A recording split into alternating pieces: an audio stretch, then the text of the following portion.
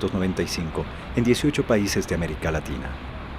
Uno de sus últimos estudios reconoce al Estado ecuatoriano entre los más eficientes, con un 64% de aprobación. En términos numéricos, lo que se podría destacar es de que el proceso de transformación estructural que ha tenido Ecuador a través de su nueva constitución y todos los cambios normativos, legales que han tenido, se ha producido un mejoramiento de la percepción que tiene la gente de que el gobierno trabaja para la mayoría. América Latina sufre de un mal principal, más bien dicho, dos males principales. Uno es la percepción de la gente de que los gobiernos trabajan para unos pequeños grupos y unos pequeños intereses, y el otro es de que la distribución del ingreso está muy mal. Hay una gran injusticia en la distribución del ingreso. En esos dos variables, que son las variables centrales que permiten entender la evolución de las sociedades, Ecuador está avanzando más rápido que el promedio de los otros 18 países y avanzando en el sentido correcto. La Comisión Económica para América Latina, CEPAL, forma parte de las Naciones Unidas.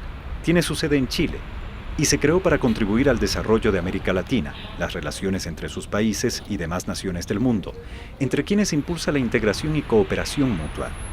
Anualmente, la CEPAL difunde una lista de 20 países según su crecimiento. Ahí, Ecuador será el tercero. Bueno, en primer lugar hay que destacar algo muy importante, y es que los niveles de endeudamiento del Ecuador han alcanzado los menores niveles históricos. Ecuador en este momento tiene un nivel de endeudamiento externo de 22.2%, que es el nivel más bajo de la historia del Ecuador. El Ecuador creció 8% el año pasado, 2011, este año va a seguir con un crecimiento importante, y creo que uno de los grandes dinamismos que ha tenido el Ecuador ha estado fundamentalmente en la inversión pública, que lo que hace al final de cuentas es promover una mayor igualdad en la sociedad. Los fines de semana y los días festivos, siempre por la noche, miles de colombianos siguen la transmisión de Noticias 1. Comparar el estado de las carreteras de Nariño, al sur de Colombia, con las de su vecino Ecuador fue una de las noticias que produjo este equipo colombiano. Una vez se pasa Pasto, para llegar a Ecuador se debe tomar de nuevo la llamada Vía Panamericana, que pasa por la propia capital de Nariño, y aunque ustedes no lo crean, es esta. Para esto, el equipo periodístico colombiano viajó desde Bogotá hacia Quito. En ese objetivo usó la Vía Panamericana, una de las más antiguas carreteras concebida hace 83 años para unir las Américas entre Alaska y Argentina. Poca velocidad y pasos totalmente destruidos. En Rumichaca, el viejo puente fronterizo despide los caminos de Nariño y nos adentra en Ecuador. Y en Tulcán, el primer pueblo ecuatoriano, ya se nota la diferencia.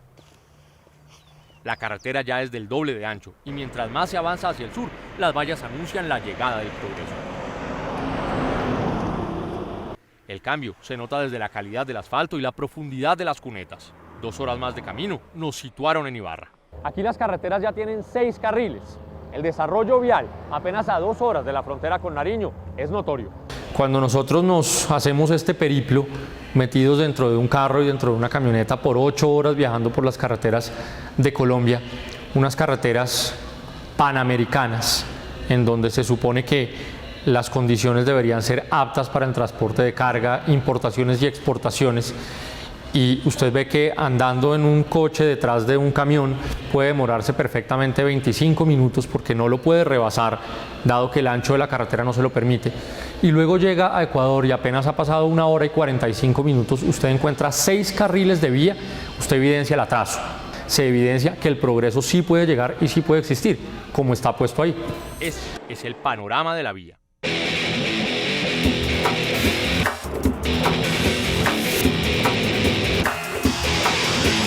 Para los ecuatorianos, un motivo de orgullo, sinónimo de descongestión y señal inequívoca de progreso. Cuando usted mira el desarrollo de la infraestructura que hay, por lo menos en carreteras, que fue de la que nosotros mismos fuimos testigos, sin lugar a dudas, pues usted se da cuenta que Ecuador nos lleva ventaja y Colombia se queda 30 años abajo. Independientemente de razones políticas de cualquiera de los bandos de los que usted venga, cuando usted ve eso, usted ve progreso. Y usted ve que realmente hay maneras de trabajar y hechos que mostrar cuando se trabaja. Cuando usted le muestra a la gente y le pone una carretera, usted no tiene cómo discutir ese progreso. Nueva York es la sede de la Asociación Estadounidense de Operadores Turísticos, para quienes Ecuador, por su diversidad y atributos culturales, se revela como uno de los mejores destinos a descubrir, antes incluso que México, Panamá, España y Nueva Zelanda. Today, we're always looking for the next most popular place to visit. But certainly Ecuador is one of those that our members really believe have the potential to become a major player in the global business of travel. So our members, slowly over time have been picking up on the consumer interest that they're hearing here in the States, as well as the profile and the image of Ecuador that continues to be elevated. So all of these factors, as they come together, pretty much proclaim that Ecuador is a country to be reckoned with, and one that is really emerging in the global travel industry. The image of Ecuador, the awareness of Ecuador, I think that's where you see changes taking place. Acceder y desarrollar software libre es un concepto vanguardista, generoso e inclusivo.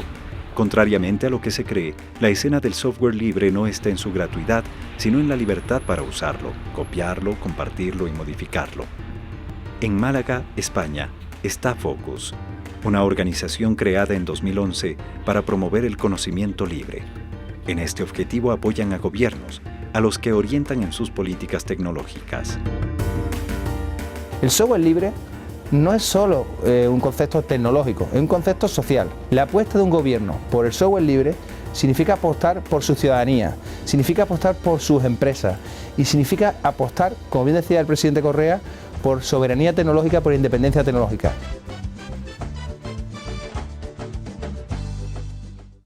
Queridos amigos, los saluda Rafael Correa, presidente de la República del Ecuador. Ustedes saben que es la hora de la integración de América Latina, en todos los aspectos, entre ellos el aspecto tecnológico y el uso de tecnologías informáticas. Por eso es necesario que todos adoptemos, tanto a nivel público cuanto a nivel privado, el software libre. De esa manera garantizaremos la soberanía de nuestros estados, dependeremos de nuestras propias fuerzas, no de fuerzas externas a la región. Seremos productores de tecnología, no simples consumidores. Seremos dueños de los códigos fuentes y podemos desarrollar muchos productos que incluso con una adecuada articulación de nuestros esfuerzos pueden ser de suma utilidad para las empresas públicas y privadas de la región. Conocer es el vídeo, un vídeo que además creo que no tardaba más de 2 minutos, del presidente Correa, dirigiéndose a su población, presentando ese decreto, esas nuevas medidas de impulso del software libre.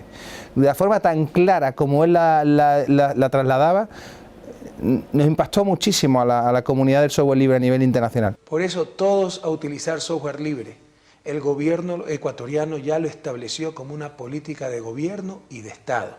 Esto será un importante paso para la integración y, por qué no decirlo, para la liberación de América Latina. Nunca antes habíamos escuchado a un político decir de una forma tan sencilla, tan clara y tan abiertamente lo importante que era para los gobiernos apostar por software libre. Para lograr este reconocimiento, el presidente Correa debió sortear una lista inicial de 18 candidatos y una propuesta de 3 finalistas, junto al presidente paraguayo Fernando Lugo. Una vez corrida la elección, el presidente ecuatoriano obtuvo un 39.5% de votos, con que una gran mayoría de 15.000 internautas participantes reconocieron su trabajo y convicción en este tema. Creo que Ecuador tiene que sentirse muy orgulloso del presidente que tiene, porque fue de todos los participantes el que más votos obtuvo, por supuesto en su categoría y por eso ganó, pero de todas las categorías fue el que más, el voto absoluto el que más recibió. El Ecuador desde afuera. Las cosas han cambiado.